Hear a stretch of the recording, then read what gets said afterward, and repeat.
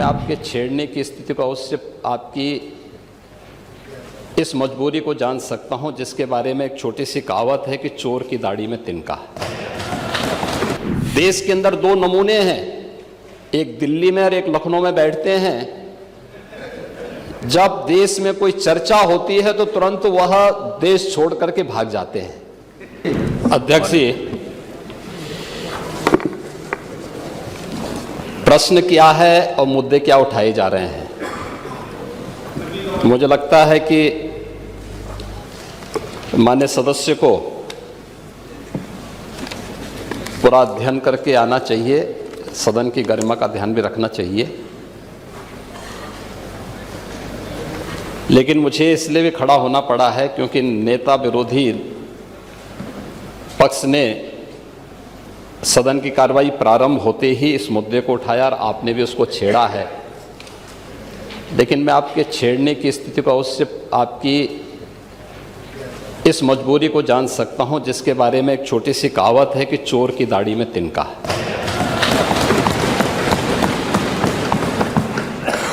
प्रश्न है नकली दवाओं के सेवन से होने वाली मौतों के बारे में, जिसके बारे में उनको उत्तर दिया गया है कि इस प्रकार के कोई भी प्रकरण अभी तक उत्तर प्रदेश सरकार के संज्ञान में नहीं है। दूसरा, समय समय पर इस दिशा में खाद्य सुरक्षा और औषधि प्रशासन विभाग के द्वारा छापेमारी की कार्रवाई भी होती है। उत्तर प्रदेश के अंदर कोडिन कफ सिरप के मामले में, जिसको नेता विरोधी दल, मैं तो ये मानता था कि उम्र के चौथे पड़ाव पर व्यक्ति सच बोलने का आदी कम से कम इस उम्र में तो होगा ही, लेकिन इस उम्र में भी इस समाजवादी उनको झूठा बुलवा देते हैं। इस उम्र में तो कम से कम उसे झूठ मत बुलवाओ भाई, सच बोलने के उनको आदी होना चाहिए। और वो तो चेयर पे बैठ चुके हैं लंबे समय तक, स्पीकर के रूप में उन्होंने सदन को आगे बढ़ाया है। कोडिन कफ सिरप से उत्तर प्रदेश के अंदर कोई मौत नहीं हुई है। एक। दूसरा, इस मामले में एनडीपीएस के अंतर्गत कार्रवाई होगी। ये उत्तर प्रदेश सरकार इस मामले को कोर्ट में जीती है, उत्तर प्रदेश ने इस मामले को लड़ा है। तीसरा, उत्तर प्रदेश में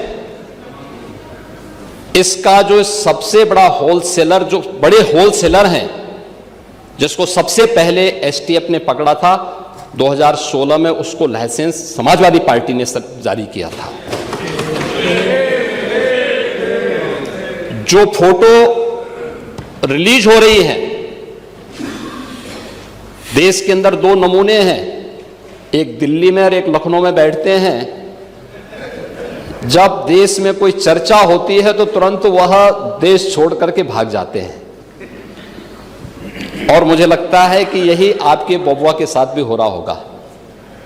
वह भी देश से फिर जाएंगे इंग्लैंड की सैर सपाटे में और आप लोग यहां चिल्लाते रहेंगे। महोदय, कोडिन कफ सिरप का मुद्दा जो इन्होंने उठाया है,